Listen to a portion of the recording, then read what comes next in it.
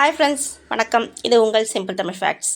இன்றைக்கி இந்து உப்பு, கல் உப்பு, இதை இதில் நம்ம எதை யூஸ் பண்ணால் நமக்கு ரொம்ப ரொம்ப நல்லது அப்படின்றது தான் இந்த பதிவில் உங்கள் கூட நான் ஷேர் பண்ண போகிறேன். வாங்க வீடியோக்குள்ளே போகலாம்.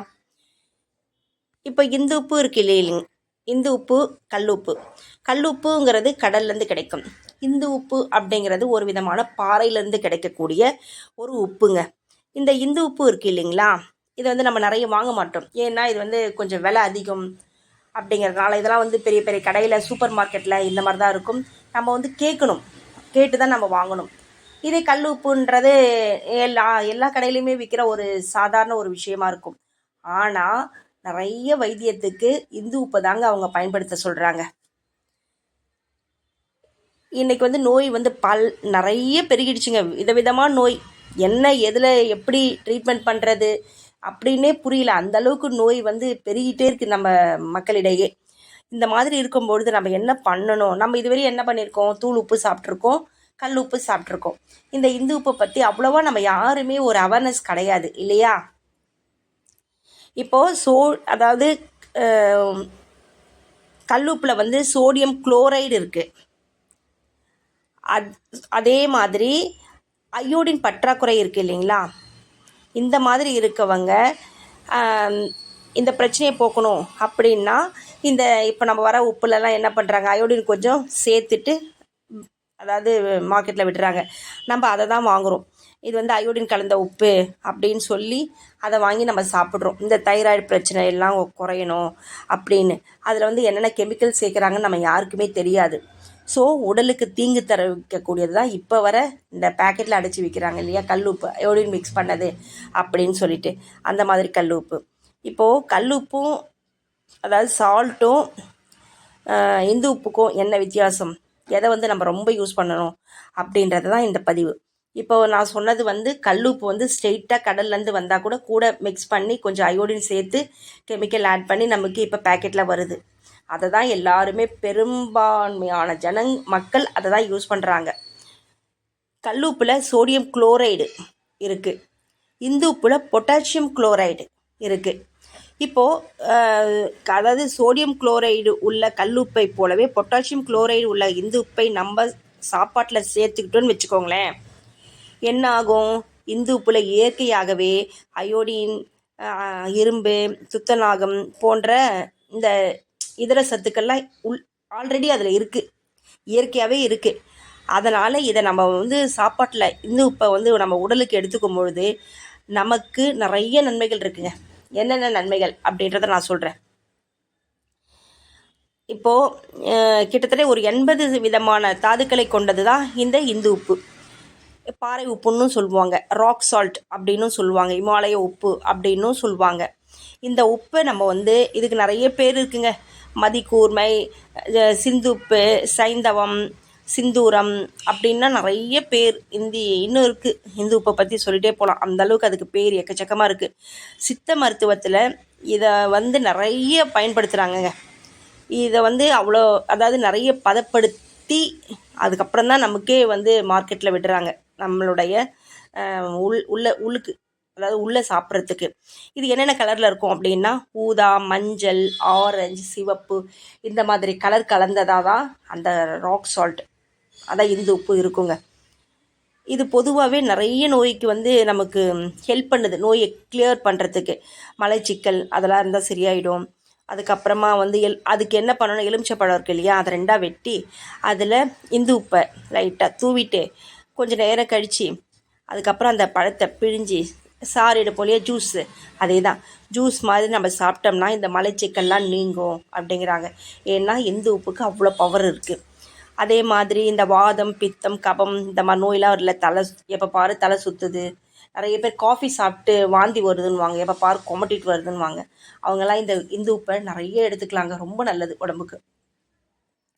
முட்டி தேய்மானம் இருக்குது பார்த்தீங்களா, வயதாக நம்மளால் நடக்க முடியல, முட்டிலாம் வலிக்குதுன்னு சொல்லுவோம் பார்த்தீங்களா, அவங்களெல்லாம் கல்லுப்பை அவாய்ட் பண்ணிவிட்டு இந்த மாதிரி இந்து உப்பை நிறைய சாப்பாட்டில் சேர்த்துக்கலாங்க, அவ்வளோ நல்லது. அதோட வயதான தோற்றம் இருக்குது பார்த்தீங்களா, அவங்களெலாம் இந்த சின்ன வயசுலேருந்தே இந்த கல் உப்புக்கு பதில் இந்து உப்பை நம்ம சாப்பாட்டில் இன்க்ளூட் பண்ணிட்டு வந்தோம்னா சீக்கிரமாக வயதான தோற்றம் நமக்கு வராதுங்க. அந்த மாதிரி இந்து உப்பை பற்றி சொல்லிகிட்டே போகலாம்.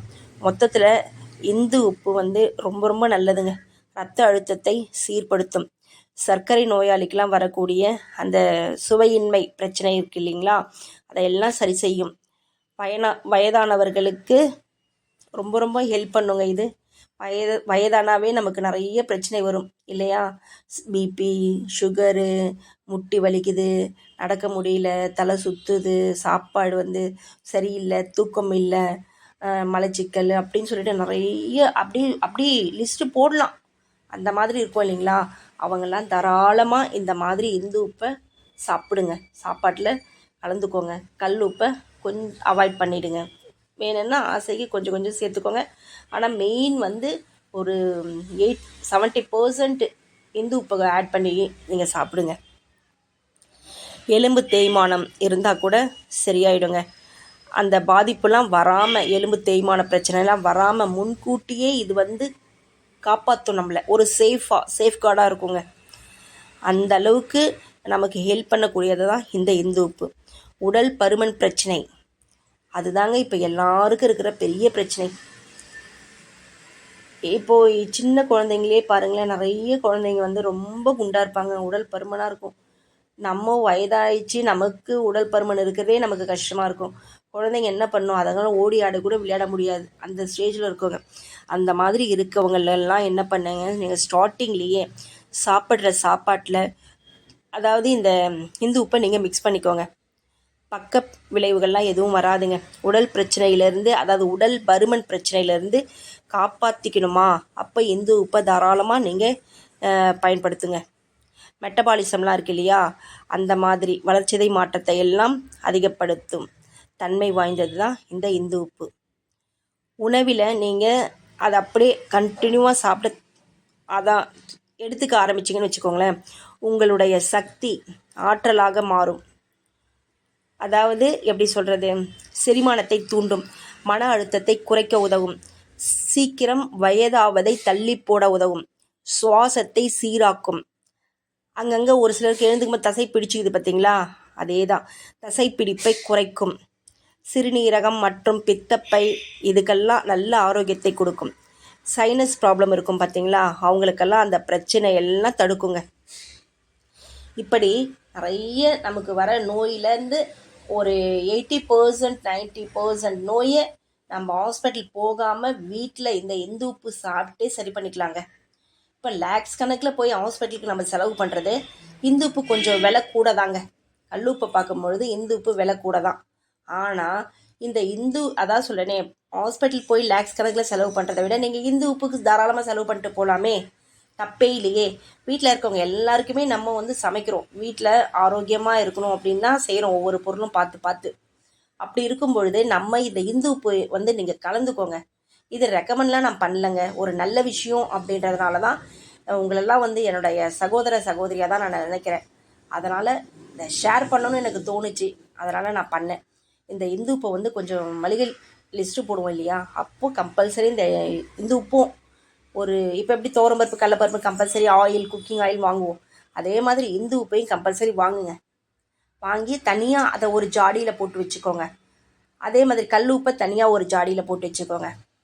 உங்களுக்கு ஒரு சில விஷயத்துக்கெலாம் தாந்திரிக முறையெல்லாம் இருக்கு இல்லையா, அதுக்கெலாம் நீங்கள் கல் உப்பு யூஸ் பண்ணிக்கோங்க. இந்த மாதிரி வயிற்றுக்குள்ளே சாப்பிடுவோம் இல்லையா, உடம்புக்குள்ளே எடுப்போம் இல்லையா, சாப்பாட்டுக்கெலாம் போடுவோம், அந்த மாதிரிக்கு நீங்கள் இந்த இந்து உப்பை பயன்படுத்திக்கோங்க. புரியுதுங்களா? ரெண்டுமே நீங்கள் ஒரு ஜாடியில் ஃபில் பண்ணி வச்சுக்கோங்க, பக்கத்தில் வச்சுக்கோங்க. ஆக்சுவலாக வாஸ்துப்படி 2 உப்புமே பக்கத்தில் இருந்தால் நமக்கு நிறைய பணம் வருங்க. இது நீங்கள் ஒரு வாஸ்து டிப்ஸாகவும் எடுத்துக்கோங்க. உண்மை அதான், நீங்கள் வச்சுக்கோங்க இந்த மாதிரி. அதனால் எந்த உப்புமே இனிமேல் இன்க்ளூட் பண்ண ஆரம்பிங்க, அதாவது சாப்பாட்டில். ரொம்ப ரொம்ப நல்லது. இப்போ நிறைய விஷயம் சொல்லியிருக்கேன் இல்லையா, இதெல்லாம் உண்மை, இதெல்லாம் சித்த மருத்துவத்தில் யூஸ் பண்ணுற ஒரு விஷயம்தான். நீங்களும் ஃபாலோ பண்ணுங்கள். இதுவரையும் என் சேனலை இவ்வளோ நேரம் வாட்ச் பண்ணதுக்கு ரொம்ப ரொம்ப நன்றி. Thank you very much.